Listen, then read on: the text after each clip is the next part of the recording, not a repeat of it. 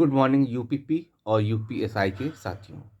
दोस्तों, मैं आपका दोस्त एडवोकेट दुर्गेश दुबे एक बार फिर आपको जो भी जानकारी, जो भी लीगल जानकारी यूपीएसआई और यूपीपी वैकेंसीज के उसमें है, वो मैं आपको देने आया हूँ।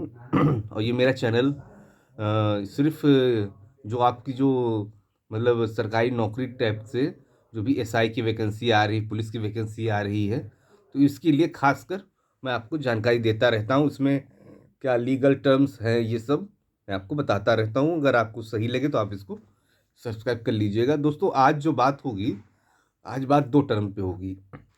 सबसे पहले बात तो यूपी पुलिस के बारे में होगी, जो आपका एज मैटर फंसा हुआ है और बहुत जगह धरना प्रदर्शन और बयानबाजी स्टार्ट हो गई है। इसी बीच में एक और भी बड़ी न्यूज़ निकल के आ रही है, जिसके बारे में मैंने आपको पिछले वीडियो में बताया ही था। तो वो भी चीज़ हो ही गया है। और फिर इसके बाद बात होगी दूसरे नंबर पे यूपीएसआई के बारे में कि वैकेंसीज की क्या न्यूज़ है। तो दोस्तों, आइए स्टार्ट करते हैं पहले नंबर पे यूपीपी। दोस्तों, जैसे कि आपको पता ही है कि मतलब इसमें भर्ती बोर्ड ने अपनी मनमानी एक बार फिर से की है। और जो भी एज है उसमें, चाहे जनरल हो, चाहे ओबीसी हो या एससी हो, किसी को भी रिलैक्सेशन किसी प्रकार का नहीं दिया। पिछले वीडियो में मैंने जैसे जनरल के लिए कहा कि मतलब 18 से 22 वर्ष इन्हें कम से कम मतलब कम से कम रिलैक्सेशन मिलना चाहिए। तो कुछ लोगों ने कहा, सर आप सिर्फ जनरल की बात करते हैं।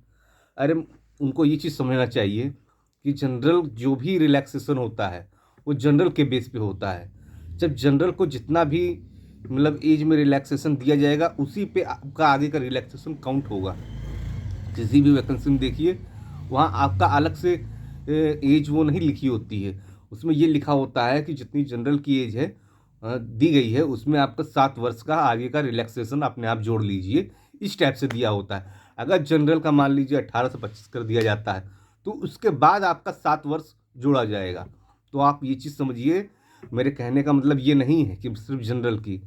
तो और इस तरह की मतलब जो आपकी जो दिमाग में जो एक वो बना हुआ है कि मैं सिर्फ जनरल की बात करता हूँ, तो इस चीज़ को हटाइए। पहली बात तो। दूसरी बात ये है कि जो मैंने आपसे कहा कि आप कोर्ट की शरण लीजिए और धरना प्रदर्शन में मत जाइए ज़्यादा। धरना प्रदर्शन में क्या है, धरना प्रदर्शन में आप देखें पिछले भी उसमें कि ज़्यादा कुछ होता नहीं है। आप एक भीड़ का हिस्सा बनते हैं, ठंडी लग जाती है क्योंकि ठंडी का मौसम है, पढ़ाई लिखाई भी आपकी ख़राब हो जाती है और एक तरह से बहुत सारी दिक्कतें ही आती हैं। ये एक तरह से लीगल वो नहीं है, पर ठीक है, कुछ लोगों का अलग अलग वो है।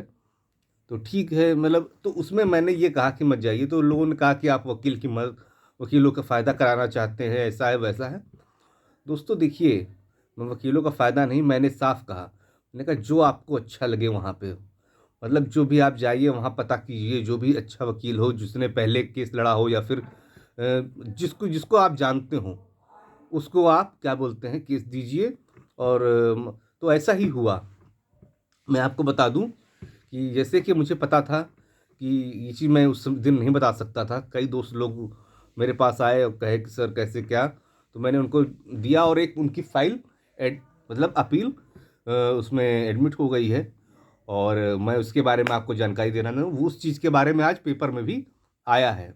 तो मैं आपको बता दूं दोस्तों, ये देखिए आज का ये पेपर की कटिंग है और इसमें आप अगर पढ़ सकते हैं, क्योंकि अपोजिट लिखा है, मैं इसको डिस्क्रिप्शन बॉक्स में डाल दूंगा कि इलाहाबाद में इलाहाबाद हाई कोर्ट पहुंचा आयु समाज में छूट देने का मामला। ये दोस्तों मैंने आपको उसी दिन बताया था, क्योंकि बहुत सारे दोस्तों ने मुझसे कांटेक्ट किया था और मैंने बताया था कि आप जा सकते हो। मैंने किसी भी वकील का नाम नहीं बताया था कि आप यहाँ जाइए वहाँ जाइए। मैंने कहा आप जाइए, वहाँ अच्छे अच्छे वकील हैं, उनसे किसी से भी आपको लेके कर सकते हैं। तो उसी में से एक हमारे दोस्त हैं, तो उन्होंने इसको अपील को वो किया है। मैं पूरा पढ़ के सुना दूं कि यूपी पुलिस भर्ती में आयु सीमा की छूट का मामला अब हाईकोर्ट पहुंच गया है। सर्वेश पांडे और अन्य 28 प्रतियोगी ने आयु सीमा में छूट के लिए अर्जी दाखिल की है। याचिका पर शीतकालीन अवकाश के बाद सुनवाई होगी। शीतकालीन अवकाश आपको मालूम है कि हो गया है, पिछले शनिवार को हो गया था। वैसे होना तो आज से था, पर आपको पता है शनिवार इतवार छुट्टी रहती है, तो मतलब हो गया है कुल मिला के। तो ये खुलेगा जनवरी में, 1 जनवरी को आपका जो कोर्ट है वो खुलेगा। तो आइए आगे पढ़ते हैं। याचिका में कहा गया है कि यूपी पुलिस में वर्ष 2018 के 5 साल बाद भर्ती आई है, जबकि उत्तर प्रदेश सरकार ने सुप्रीम कोर्ट में वर्ष 2017 में मनीष कुमार के मामले में एफिडेविट दिया था। ये मैं आपको बता दूं, ये एफिडेविट क्या है। पहले तो देखिए, 2017 में एफिडेविट एक दिया गया था, यूपी सरकार ने दिया था कि हम हर साल 30,000 वैकेंसी निकालेंगे। ये एफिडेविट, ये बाकायदा इन्होंने सुप्रीम कोर्ट में यूपी सरकार की तरफ से दिया गया था। आइए आगे देखते हैं कि 2017 से 2020 तक प्रत्येक वर्ष 3,000 भर्तियां अगस्त माह में निकालेंगे और समयबद्ध तरीके से पूरी करेंगे। लेकिन 2018 के बाद 41,520 और 49,568 की 2 भर्तियों के बाद अब तक कोई भर्ती नहीं आई है। देखिए, यही एक बेसिक वो है, और इसी पे आपको रिलैक्सेशन मिलेगा। क्योंकि देखिए, हलफनामा कहाँ दिया गया है, आप इस चीज़ को ध्यान दीजिए। यह हलफनामा जो दिया गया है माननीय उच्चतम न्यायालय में दिया गया है। इस चीज़ को कोई छुटला नहीं सकता है, यूपी गवर्नमेंट से लेके कोई भी। और हाई कोर्ट इसी का सिर्फ मतलब वो लेके और आपको ऑर्डर दे देगी। इसमें तो ज़्यादा बहस ही नहीं होनी है, सीधी सी बात है।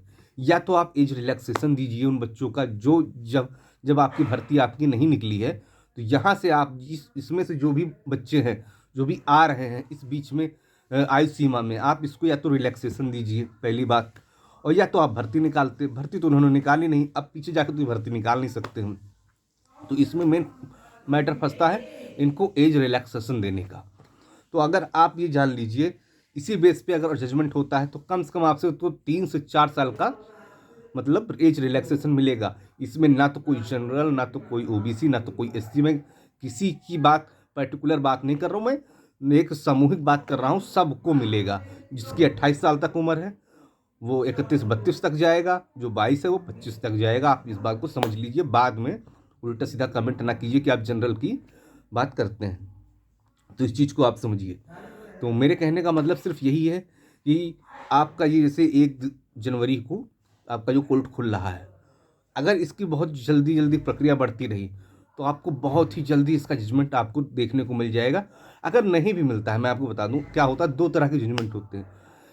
भर्ती बोर्ड को अगर कोर्ट ने शॉर्ट नोटिस, जिसे कहते हैं शॉर्ट नोटिस कर दिए, शॉर्ट जजमेंट कर दिए, जारी किया का मतलब आप इसको बताइए कि आपने ऐसा क्यों नहीं निकाला, तो भी भर्ती बोर्ड आपकी जो फॉर्म पढ़ने की जो डेट है ना उसको भी बढ़ा देता है। वो क्यों? क्योंकि वो जानता है कि एक बार फॉर्म पढ़ जाने के बाद फिर इसके बाद कोर्ट फिर मतलब कहेगा कि उनके भी फॉर्म डलाइए, बहुत बड़ा प्रोसेस हो जाएगा। या तो आपका फॉर्म वहाँ पे स्टॉप कर दिया जाएगा या तो उसकी डेट आगे बढ़ा दी जाएगी, एक्सटेंड हो जाएगी। आप इस बात को समझ लीजिए। तो यही बात थी। और यूपीएसआई के बारे में बिल्कुल चिंतित ना होइए दोस्तों, मेरी पूरी कंफर्म न्यूज़ है। आपके फर्स्ट वीक में आपकी यूपीएसआई की वैकेंसी आ रही है। इसकी न्यूज़ आपको जल्द के जल्द न्यूज़पेपर के द्वारा मिल जाएगी। और इसका कहाँ से सोर्स है ये मैं नहीं बता रहा हूँ, पर आपको जब न्यूज़ मिल जाएगी तो आप खुद ही कहेंगे हाँ सर, आप बिल्कुल सही बोल रहे थे।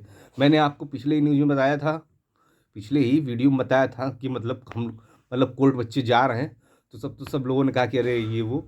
और ये चीज़ मुझे पहले से पता थी, आज देखिए पेपर में भी आ गई। और अब यकीन रखिए जल्द ही आपको इसका फ़ायदा होने वाला है। ठीक है दोस्तों, थैंक्स।